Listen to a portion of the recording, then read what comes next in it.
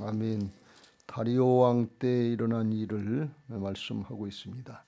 다리오 왕은 5장의 31절에 보면 메대 사람 다리오가 나라를 얻었는데 그때 다리오는 62세였더라 하는 것을 밝히고 있고, 8절 말씀에 보면 도장을 찍어서 메대와 바사에 고치지 아니하는 규례를 따라 그랬어요. 메대와 바사 그랬어요. 바벨론 제국이 아주 강대국이었고 큰 나라였는데 그를 물리치기 위해서 메대라고 하는 나라하고 바사라고 하는 나라 페르시아하고 힘을 합쳐서 바벨론을 물리쳤어요. 그 메대의 대표되는 왕이 다리오 왕이었고, 페르시아의 대표되는 왕이 누구였는가 하면 고레스였어요. 그래서 메대의 왕이 62세고 고레스 왕은 좀 젊었던 것 같아요. 그래서 이제 연합군을 이뤄서 바벨론을 물리쳤는데 젊은 왕 고레스가 먼저 메대 왕 다리오를 갖다가 당신이 먼저 왕을 하시오고 세워준 거예요. 9장의 1절에 보면 메대 족속 아하수에르의 왕 아들 다리오가 갈대아 나라의 왕으로 세움을 받던 첫 해에, 누구한테 세움을 받았냐? 고레스가 양보를 한 거예요. 자기는 젊었고 다리오는 늙었으니까 조금 있으면 죽을 거니까 62세였더라 하는 걸 밝힌 것은 그런 순서를 따라 하려고 그런 거예요. 그래서 다리오 왕 다음에 이제 고레스가 이제 왕이 되고, 고레스 때 이제 칙령을 내려서 이스라엘 백성들을 다시 포로 귀환해서 돌려보내는 그런 일들이 일어난 거예요. 그래서 이것은 메대와 바사 그랬지만 이제 나중에 페르시아로다가 통일이 되는, 바사로 통일되는 그런 과정 중에 일어난 일이에요.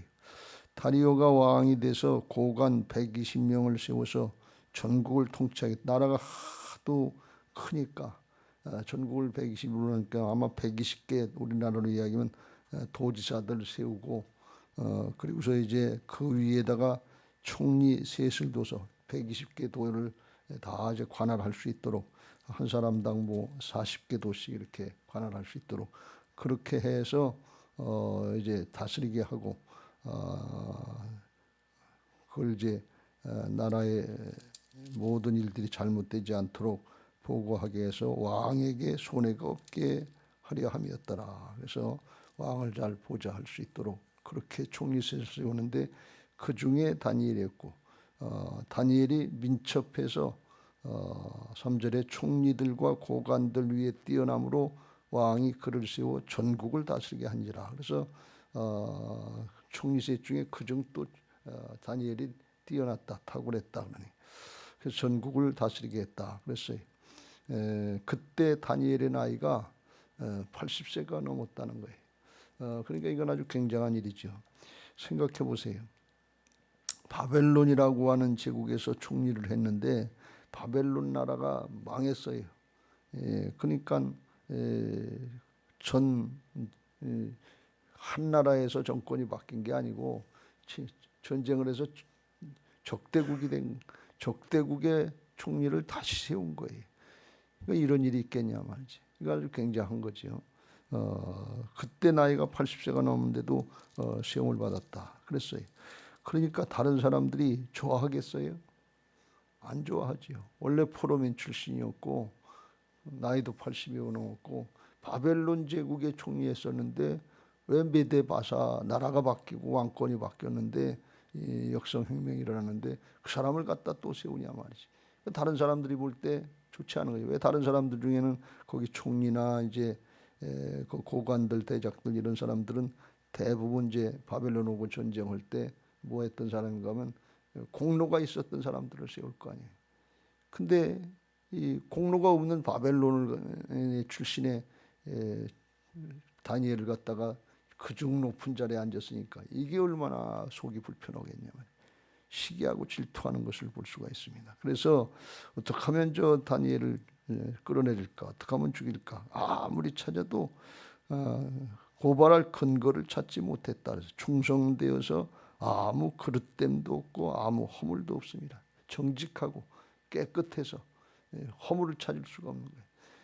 관리들이 대부분 이제 나라가 바로 세워지고 다시 세워지고 그러면 자기 앞가림도 좀 하려고 그러고 뭐 이렇게 저렇게 이기적인 모습으로 권력을 사용하려고 그러는데 다니엘은 그렇지가 않은 거예요. 하나님이 맡겨주신 직분이니까 그걸 가지고 하나님 앞에 바로 하려고 그러고 왕한테도 바로 하려고 그러고 그러니까 뇌물을 받지도 않고 정직하고 그러니까 그걸 맨 위에서 그걸 하니까 왕이 아닌 신하 중에서 제일 잘하니까 그러니까 이 밑에 사람들이 같이 일하기가 얼마나 힘들겠냐 말이지. 목사님, 담임 목사님처럼 몰라도 성도들끼리는 성도들 사정을 알잖아요. 근데 성도들 중에 한 사람이 똑바로 하고 바로 하려고 그러면 눈에 가시처럼 보이는 거예요. 목사를 잘하려고 그러는 거 그거는 이해를 해요. 그런데 평신도 중에 하나가 열심히 하고 잘하려고 똑바로 하려고 그러고 타협을 안 하고 바로 하려고 그러면 시기하고 질투하고 그럴 수가 있단 말이죠. 이게 얼마나 눈에 가시처럼 생각해요. 그래서 이제 어떻게 하든지 끌어내리려고 그러는데 근거가 없으니까 허물을 찾을 수가 없으니까 5절 말씀에 이 다니엘은 그 하나님의 율법에서 근거를 찾지 못하면 그를 고발할 수 없으리라. 하나님의 율법에서 근거를 찾는다는 말씀은 하나님의 율법이 잘못됐다는 것이 아니라 거기는 이제 바벨론일 때도 마찬가지고 메데와 바사일 때도 마찬가지고 다른 신들을 섬기잖아요. 그러니까 다른 법들을 섬기는데 다니엘은 하나님의 법을 따른다 말이에요.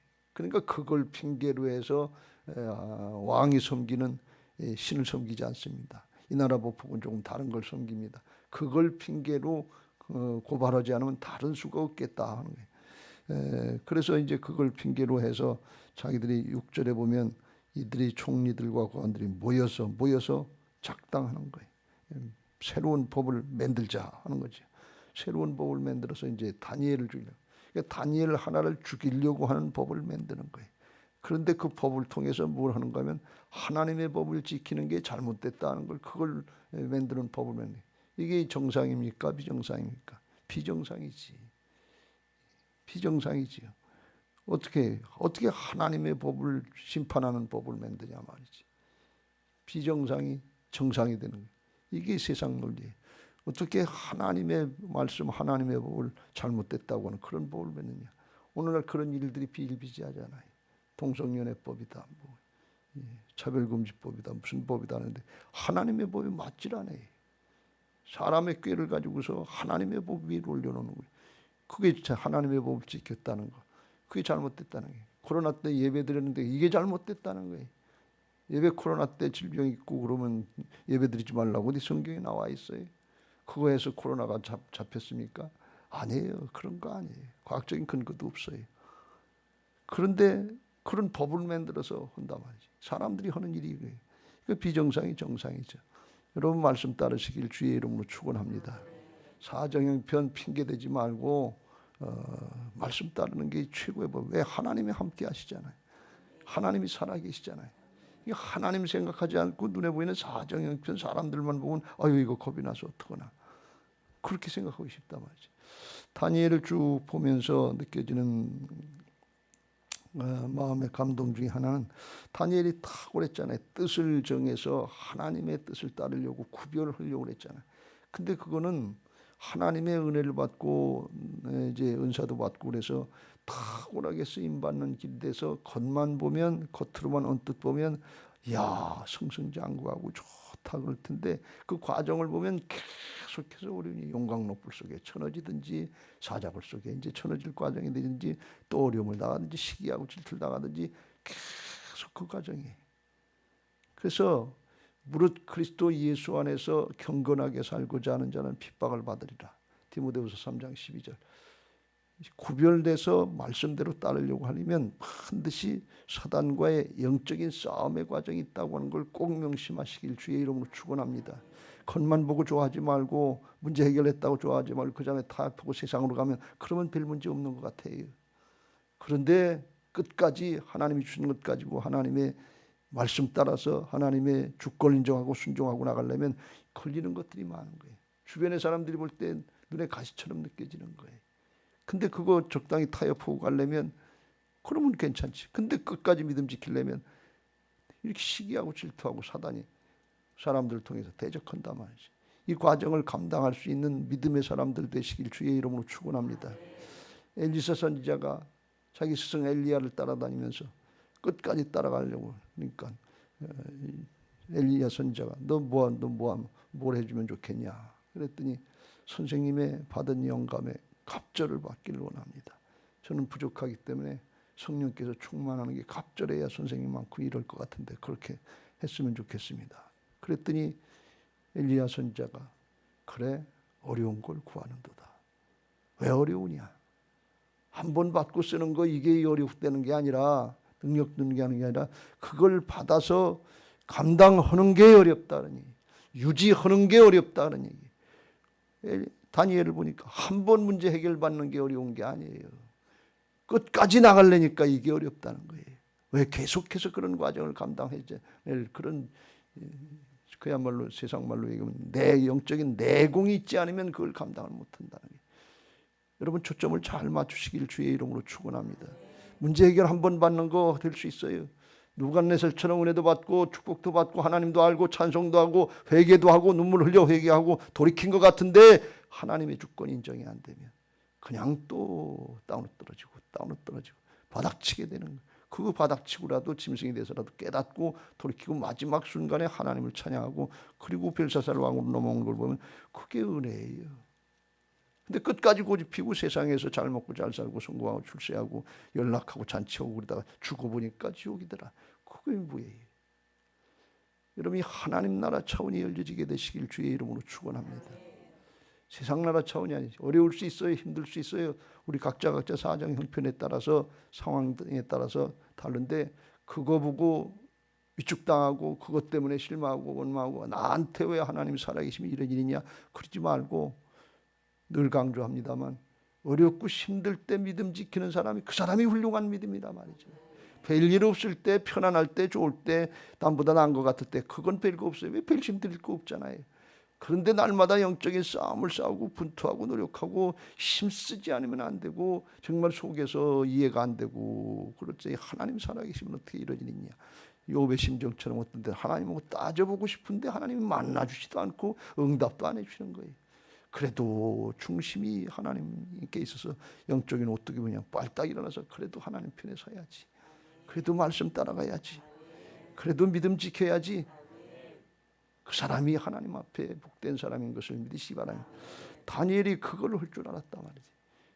대적자들은 사단은 다 모여서 다니엘 하나 죽이자 그러는 거예요. 악법을 만들어 가지고서 하나님의 법을 판단하고 죽이려고 하는 다 모여서 얘기인데 다니엘이 믿음 지키니까 누가 이겼어요? 다니엘이 이기죠. 왜요? 하나님이 함께 하시니까. 승리는 하나님께 있는 거예요. 악법을 만들고 모여서 힘을 써가지고서 어떻게 하나님을 요리는데 성경에 나오는 것처럼 믿음의 사람들은 다른 게 없어. 사단이 방해하는 거니까 이건 악한 영의 세력에 조종당하는 거니까 그럴 때 싸우면 영적인 싸움의 비결은 다른 방법이었어요. 하나님 편으로 가는 거예요. 뭐 나도 이 깨졌게 써서 뭐 대응의 논리를 만들고 뭐 이 핑계대고 저 핑계대고 그래봐야 그건 지나가는 얘기고 근본적인 승리가 안 된단 말이지. 하나님이 역사를 하셔야 근본적으로 잘못된 거 사자굴 속에 쳐넣으려고 그러다가 지들이 다 사자굴 속에 쳐넣어져 가지고 죽게 만드는 하나님이 그렇게 역사하신단 말이에요.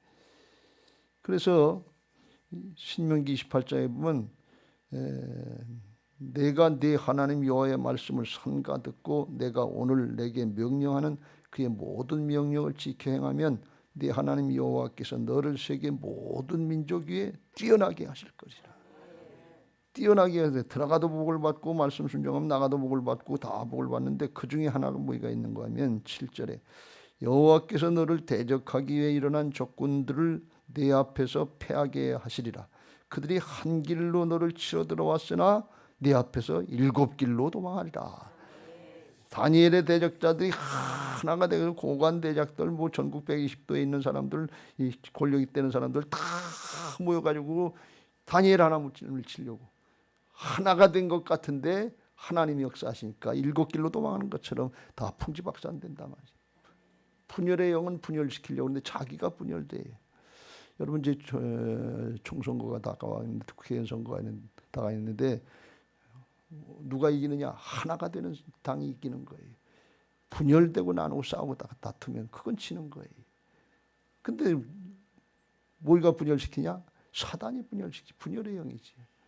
하나님께 중심을 두고 하나님의 주권자고 이렇다 사정이 저렇다 뭐 누가 어떻다 저렇다 하지 말고 그냥 나는 내 믿음 지키라고 하나가 되는 역사가 있을 때 하나님께 맡길 때 그때 하나님은 성령이 하나가 되게 하시는 역사가 있는 줄로 믿습니다. 주도 하나예요. 성령도 하나예요. 믿음도 하나예요. 교회도 하나예요. 하나가 되는 거지.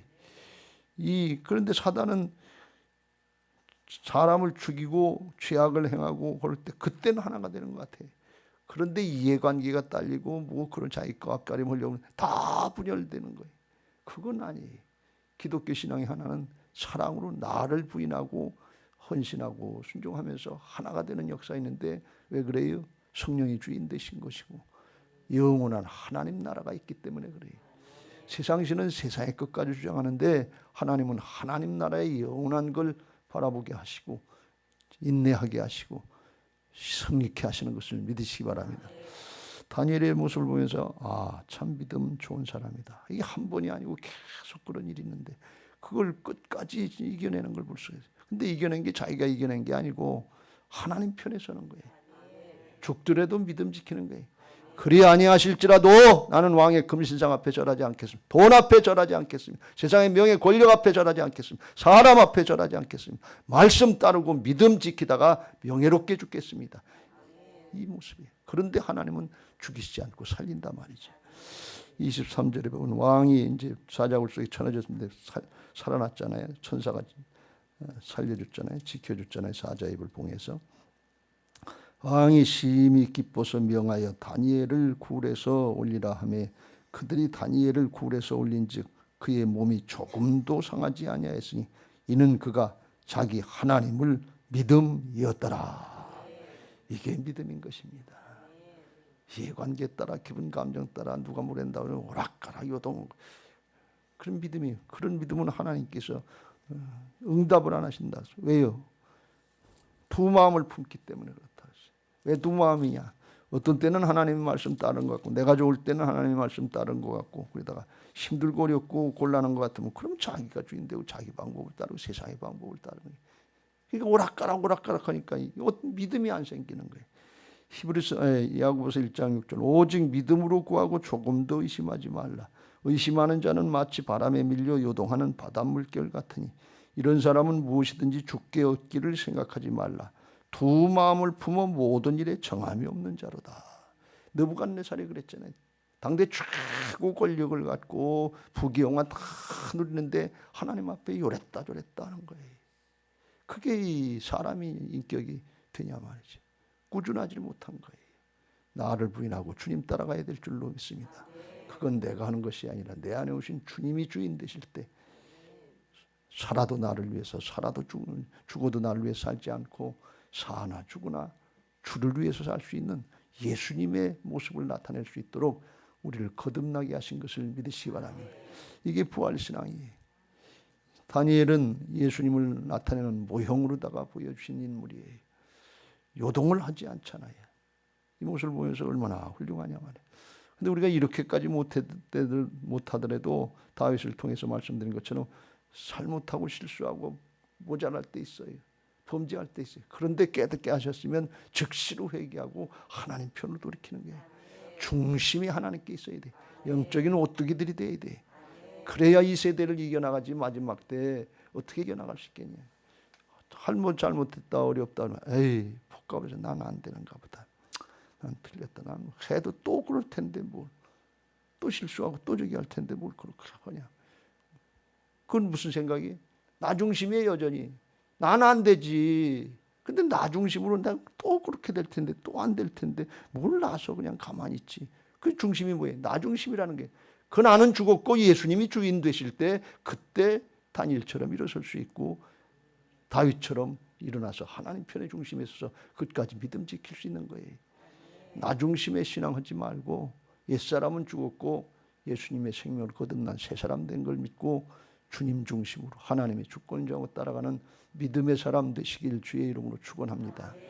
마지막 때는 여러 가지로 어렵고 힘든 일이 주일 성수하는 게 어렵고 11조 생활하는 게 어렵고 봉사하고 헌신하고 전도하려면 더 어려워서 이거 안 했으면 좋겠잖아요.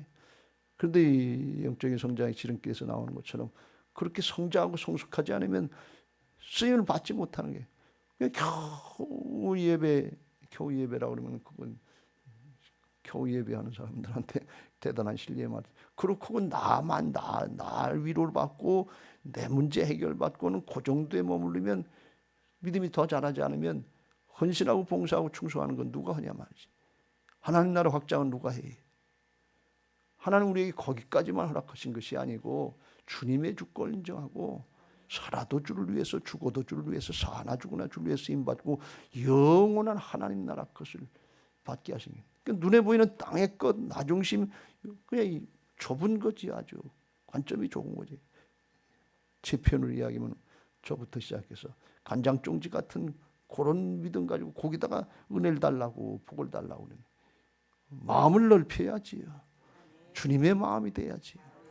그러면 뭐예요? 모든 게 은혜지요. 모든 것이 은혜지요. 근데 내 마음이 좁으면 은혜가 안 돼요. 아유, 오늘도 나를 또 찔렀어. 찔리는 게 은혜지요. 나중에 굳어지면 찔리지도 않아요. 감각해지고 알면서도 고범죄를 범하게 되고. 그런데 다니엘을 통해서 나오는 것처럼 다니엘이 예수님의 모형인데 요한복음 5장 39절에 성경에서 나를 말한다. 그리고 성경 모든 인물들은 예수님을 나타내는 모형인 줄로 믿습니다. 완전히 예수님을 나타내지는 않지만 부분적으로 나타내는데 그 주님의 모습을 나타내는 그게 하나님께 영광을 돌리는 것이고 그걸로 다 쓰임받게 되는 것을 믿으시기 바랍니다.